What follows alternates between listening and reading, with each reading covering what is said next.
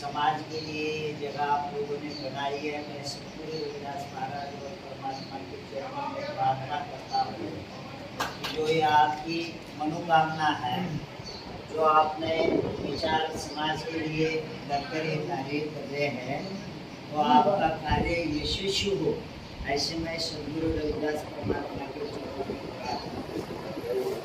मुझे ये बताना है, हम सतगुरु रविदास जी के अनुयायी हैं। उनके वंश में कुल में हम लोग पैदा हुए हैं। हमारे स्टेट अलग है, भाषा अलग है, रहन सहन अलग है, खान पान अलग है, लेकिन हमारी जाति अलग नहीं है। देश में पूरे विश्व के अंदर धरती के ऊपर सतगुरु रविदास महाराज जी के अनुयायी गुरु महाराज जी की वाणी के हिसाब से चूमने का काम बहुत तेजी से हो रहा है। तो मुझे ये खुशी हुई कि गुजरात में आप लोग भी अपने सतगुरु रविदास महाराज जी का झंडा ऊंचा कर रहे हैं।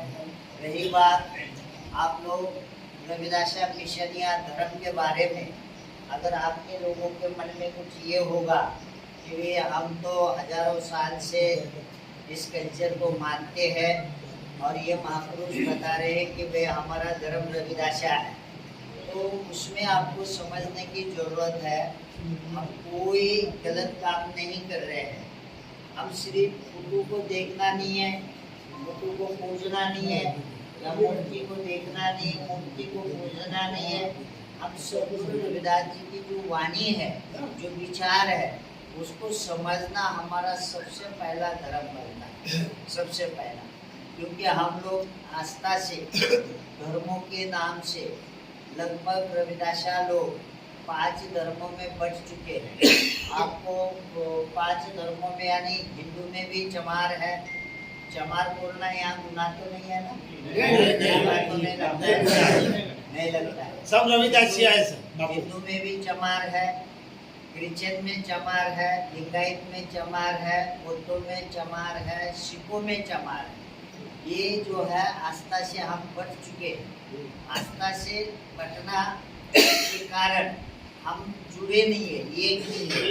अगर इस देश में अगर कोई हमें जोड़ सकता है, उदाहरण हम है, हम भी आपने और हमारे में कोई फर्क नहीं है। हम भी हाड़ मास के हैं, आप भी हाड़ मास के हैं, और हमारे गुरु भी हाड़ मास के ही थे। लेकिन उन्होंने इस संसार की व्यवस्था को, सतगुरु रविदास जी ने ज्ञान प्राप्त हुआ तो उन्होंने कहा हुआ ज्ञान पड़ा प्रकाश। उन्होंने कहा जब ज्ञान कारण कर ले अभ्यास, ज्ञान भैया तो कर्म नाश। उन्होंने क्या, कौन से ज्ञान को स्टडी किया? सतगुरु रविदास जी ने संसार में सबसे पहला कि परमात्मा के नाम से जो एक व्यवस्था है, सिस्टम है, उस नाम से हमें फायदा हुआ है या हमें नुकसान हुआ है, वो सतगुरु रविदास महाराज जी ने सर्च किया, रिसर्च किया। और जब उनको पता चला कि इस नाम से मेरे समाज को ठगा गया है, इसलिए उन्होंने कहा हाथ जप माला माते तिला जग ठगने को सौंप बनाया। गुरु रविदास जी कहते हैं परमात्मा जो है, परमात्मा जो हमारे दिमागों में घुसाड़ दिया है, राम, जैसे राम बोले तो हम दशरथ के पुत्र को देखते हैं। सतगुरु रविदास जी ने कहा मेरा राम दशरथ पुत्र नहीं है, मेरा राम जो है अखंड विश्वव्यापी है। मेरा राम जो है घट घट के अंदर निवास करता है। मेरा राम कभी पैदा नहीं होता है, मेरा राम कभी नष्ट नहीं होता है। मेरा राम युगों युगों इस संसार के सिस्टम को चला रहा है। मैं उस राम की पूजा करता हूँ, उस ठाकुर की पूजा करता हूँ, उस परमात्मा की पूजा करता हूँ। सतगुरु रविदास महाराज जी ने इस व्यवस्था को समझने के बाद उनको पता चला कि मेरे समाज को डराया गया है, परमात्मा के नाम से उनके मन को गुलाम बनाया गया है। इसलिए गुरु रविदास जी ने कहा रविदास ब्राह्मण मत पूजिए, जो होवे गुणहीन, पूजिए चरण चंडाल के, जो होवे गुण प्रवीण। वह जो अच्छी व्यवस्था है उसको पूजो बोले, लेकिन ब्राह्मण ये अवस्था पूजने लायक नहीं बोले। तो ये अवस्था हमें थकने वाली है। तो इसलिए उन्होंने कहा कि जो हमारे मनों को गुलाम भगवान के नाम से बनवाया कि परमात्मा है और परमात्मा तेरा अच्छा करता है, ये परमात्मा देता है, या ये परमात्मा अच्छा करता है, या परमात्मा बुरा करता है। सदगुरु रविदास जी कह रहे हैं परमात्मा किसी का भी बुरा नहीं करता है। परमात्मा जो है उसके सामने ना कोई धर्म है, ना कोई जाति है, ना कोई स्टेट भेदभाव है, ना कोई दुनिया का भेदभाव है। परमात्मा के सामने ये 5 तत्व है, हवा जैसे जल, धरती, सूरज, चांद, इससे ऊर्जा निर्माण होती है। और वो ऊर्जा के कारण गुरु रविदास जी ने कहा 10 8 68 चारी खानी यही वर्तन है सगल संसारी। गुरु रविदास जी समझा रहे हैं कि ये व्यवस्था भगवान के नाम से लोग बता रहे हैं। 10 और 8 18 पुराण है, 68 तीर्थ है। तो ये सब बता रहे कि यही के भगवान है, यही भगवान है और यही आपका उद्धार करेगा। गुरु रविदास जी कह रहे हैं ये उद्धार नहीं करेगा। इसके अंदर मैंने खोज की, लेकिन मेरे को ऐसा कोई महसूस नहीं हुआ या प्राप्त नहीं हुआ कि इससे मेरा जीवन में कोई फायदा हो या मेरा उद्धार हो। ऐसी चीज उन्होंने ग्रंथों में, पुराणों में, तीर्थ स्थानों में खोज कर कर बताने का काम किया। उन्होंने कहा का मथुरा का द्वारका का काशी हरिद्वार, रविदास खोज दिल अपना तो मिलिए दिलदार। गुरु रविदास जी कह रहे परमात्मा काशी में नहीं है, मथुरा में नहीं है, द्वारका में नहीं है, हरिद्वार में नहीं है। परमात्मा आपके अंदर है, आपके अंदर खोजो तब आपको परमात्मा मिलेगा। इसके लिए उन्होंने कहा मन चंगा तो कठोर ही देगा। तो उन्होंने कहा कि ये जो मंदिर है इसके अंदर जो परमात्मा है, तो मन का और आत्मा का रिश्ता बहुत बड़ा गहराई से इसके अंदर है। तो दोनों ये काम करते हैं हमारे लिए। तो उसके लिए सबसे अच्छा उन्होंने बोला मन को अच्छा रखो, मन चंगा, यानी मन को अच्छा रखो। मन आपका अच्छा रहेगा, साफ सुथरा रहेगा, स्वच्छ रहेगा, तो आपके हाथ से सब कर्म अच्छे हो सकते हैं। हमारे सदगुरु रविदास जी का संदेश नाना वेद पुराण 24 अक्षर माई, यानी एक बड़े पुराण पढ़े उनके अंदर उनको कुछ नहीं मिला। गुरु रविदास जी ने कहा ये 34 अक्षर जो है इसमें से मैं समाज को अच्छी दिशा दूंगा, सच्ची वाणी बताऊंगा। गुरु रविदास ने अमृत वाणी में हमें सब कुछ बताया है। अभी आपका कर्तव्य बनता है, आप भले गुजरात में रहते हैं, हम गुजराती भाषा को नष्ट नहीं करना है, हमें गुजराती कल्चर को दोष नहीं देना है।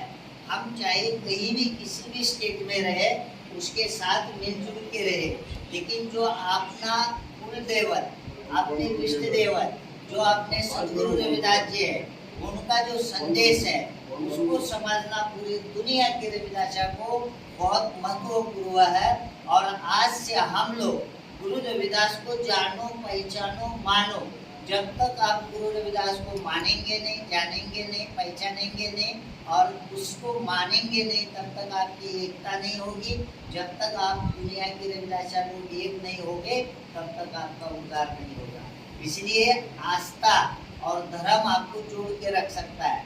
मुसलमान कहीं भी दुनिया में रहे वो कहते हैं कि हम मुस्लिम हैं, बौद्ध कहीं भी रहे वो बोलते हैं हम बौद्ध हैं, सिख कहीं भी रहे वो बोलते हैं हम सिख है, जैन कहीं भी रहे वो बोलते हैं जैन है। ऐसे रविदासा दुनिया में कहीं भी रहे तो हम रविदासा है। ये बात सही है।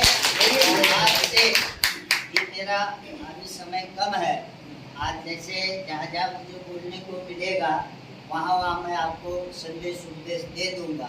हम कोई बुरा काम नहीं कर रहे। हमारे माता पिता की सेवा करना, हमारे इष्ट देवत कुल देवत का कहना मानना, उनके बताए हुए मार्ग रास्ते पे चलना, ये बुरा काम नहीं है। हमें ये सबको एक होके इस विचारधारा को मानना है और एक होना है।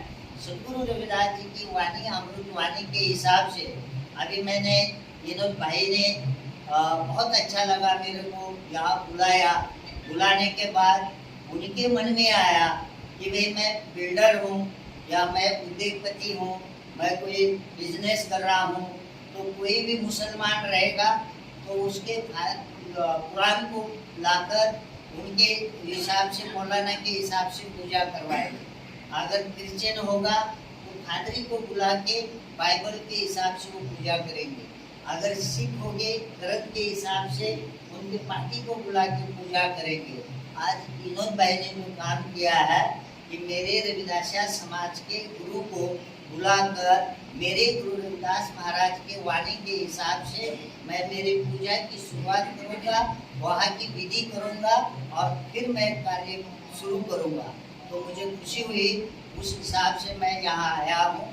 साथ में धर्म को आगे बढ़ाना है, अपने बच्चों से पैदा होने से अंतिम एंड तक, अंतिम संस्कार तक अपनी गुरुवाणी के हिसाब से अपनी विधियाँ होनी चाहिए।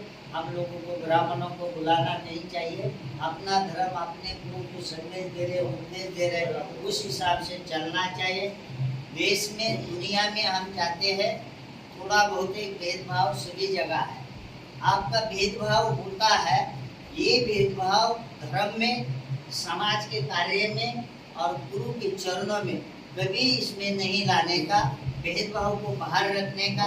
जैसे दुनिया में मुसलमान और दुनिया का मुसलमान आज को जाता है तब पूरे सभी इकट्ठा होके घूमते हैं और वहाँ प्रार्थना करते हैं। ऐसे गुरु के दरबार में जहाँ भी आपको मौका मिलता है आपकी कमाई का, आपको हिंदू धर्म में सबसे ज़्यादा डराया गया है, हमारे दिमागों को डाइवर्ट किया है कि भगवान की ये पूजा नहीं करोगे तो आपका बुरा होगा। इसलिए डर के मारे हमारे लोग ज्ञान नहीं है, इसलिए उनकी वो पूजा करते हैं। तो आज हमें समझना है, हमें क्या समझना है, हमारे गुरु का संदेश उद्देश्य ये है, परमात्मा के साथ डरने की कोई जरूरत नहीं है। परमात्मा आपको कुछ मांगता नहीं है, परमात्मा देने वाला है, देते रहता है। हम उसका लेकर खाते रहते हैं, जिंदगी का भवसागर हम पार करते हैं। तो मेरा ये कहना है परमात्मा के बारे में, आज से कर्मकांड अंधश्रद्धा जो पूजा में हमने समय बर्बाद किया, बलि पूजा में हमारा धन व्यर्थ जलाया, अभी जलाने की जरूरत नहीं। अपना धन बचाओ, अपना परिवार को ठीक तरह से पढ़ाओ लिखाओ, बच्चों को परिवार के साथ साथ समाज का ठीक तरह से एकत्र आके समाज का उद्धार करो। और समाज के लिए आपको मन खोल के दान पुण्य करना चाहिए। आधा करोड़ जैन लोग हैं, उनके अरबों करोड़ों रुपए के पत्थर के मार्बल के मंदिर है। आज मुझे खुशी हुई आप लोगों ने इतनी जगह कमाई है, तो ये जगह के ऊपर भी सबका कर्तव्य बनता है। वहाँ वो एक दिमाग में रहता है कि वो खाते हैं, वो क्या करते हैं, वो क्या नहीं, उसके तरफ अपना ख्याल नहीं जाना चाहिए। हमारा ख्याल सिर्फ इसके ऊपर होना चाहिए कि इसका उद्धार हो, इसका विकास हो। जो खाने वाला खाएगा, वो अगर उसने बुरे कर्म किए हैं उस जगह के ऊपर बैठकर, तो भोगना आप लोगों को नहीं है, भोगना उसको है। तो अपना मन पवित्र रखकर समाज के लिए आपका योगदान चाहिए। समाज के लिए बढ़ाने को मिशन में जिसके पास समय है समय दे दो, जिसके पास धन है धन दे दो, जिसके पास ज्ञान है ज्ञान दे दो। जिसके अंदर अगर कोई बच्चे हैं, आपको लगता है मेरे 2-3 बेटे हैं, एक बेटा समाज का काम करे, तो उसको आगे बढ़ाइए।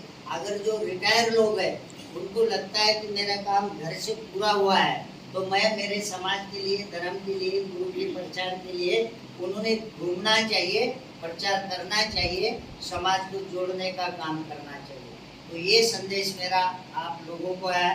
मुझे खुशी हुई, हमारे धर्म गुरुओं ने हमारे लिए एक धरोहर दी है धर्म की, इसको संभालना हमारा काम है।